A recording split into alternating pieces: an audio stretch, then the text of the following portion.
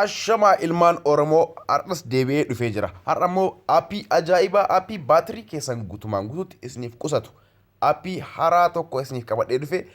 Aappiin kun baay'ee isin fayyada baay'ees dalaga jechuudha. Aappiin kun hedduu takka qusata baatirii. Aappii kana kan argannu pilaayistoor keessaayi. Pilaayistoor seentanii duraan dursee garuu kunoo gubbaarraa gadi ooftaniitiin jechuudha. Akkanatti gootanii kunoo gara dargaa yoo deebinu sink isa jedhu kana isa dhumarraa tana jechuudha. Keessan fakkeenyaaf akkanatti ifteetiin yoo jiraatte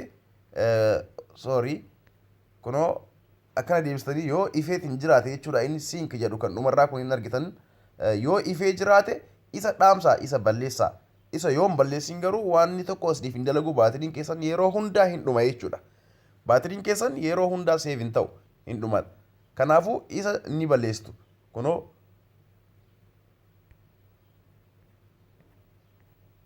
akkanatti jechuudha. Isa balleessee jira ammaan. Laalaatii bilbila keessan irratti isa balleessaa. Amma gara aappichaa haa deemnu. Aappichi Kaapaariskii jedha.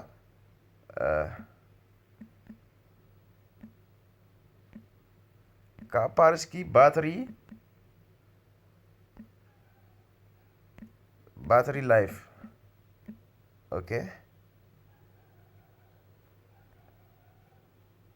Kunoo aappiin isa kana. Akka isinii fideen install gootan. Okay, amma install godhaa.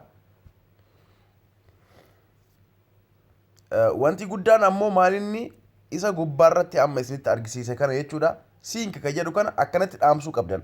Inni ifeetiin jennaan on ta'ee taanaan yeroo hundaa baatiriin keessan hin dhuma. Isa dhaamsinaan garuu baatiriin keessan sirriitti isiniif qusata jechuudha.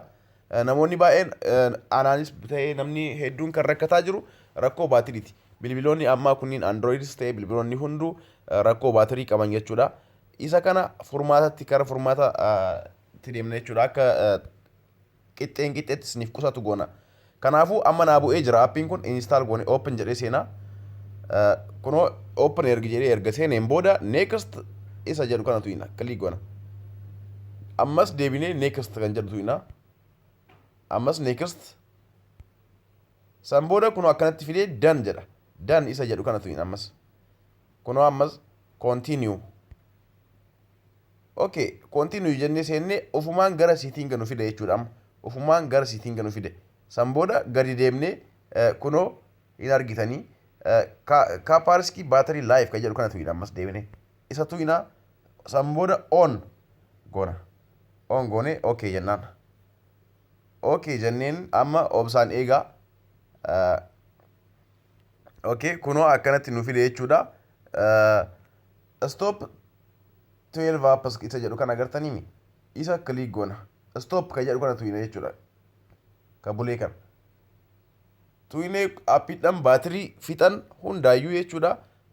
Akkanatti nu fida. Amma obsaan eena. Aappiidhaan kana hundaayyuu takka takkaan fuudhee harka inni yoo jedhutti jechuudha. Akkanumatti obsaan eegaa. Ammas irra deebi'ee kan isinitti himu aappii san jechuun isa gubbaarratti gadi ooftanii sink isii jettu san on yoo ta'e off godhaa dhaamsaa isa. Kunoo akkanatti nu fidee jira. Amma booda baatiriin keenya qixxeetti nuuf qusataa jechuudha. Aappii kana waliif daddabarsaa share godhaa hundi keessanuu buufadhaa itti fayyadama. Aappii kana nama miliyoona tokkotu buufate yeroo ammaa kanatti aappiin kun haarawaa akkasuma ammoo itti fayyadamaa jiran. Okay jettanii baatan jechuudha. Dhumarratti aappiin kun hojii isaa jalqabee jira jechuudha kana booda. Kanaafuu ilmaan Oromoo galatoomaa hundi keessanuu Facebook kiyyaas add like follow godhaa. Akkasuma abdii app kan jedhu pages qaba. Abdii app YouTubeis abdii app jedha. YouTubeis seenaa subscribe godhaa. Page kiyyaas like godhaa yeroo garagaraatti akka isin biraan ga'e jechuudha. Kunoo abdii app pagein kiyya isa kana. YouTube'inis akkanuma abdii app jedha. Suuraa makiyyatu irra jira. Isa laaltaniitiin subscribe gochuun dandeettanii page kiyyas like gochuun dandeettan jechuudha. Ilmaan Oromoo galatoomaa yeroo itti aanutti aappii bareeda ta'e isiniif qabadhee dhufa. Yeroo hundaayyuu aappii garagaraa qabadhee akka isiniif dhufuuf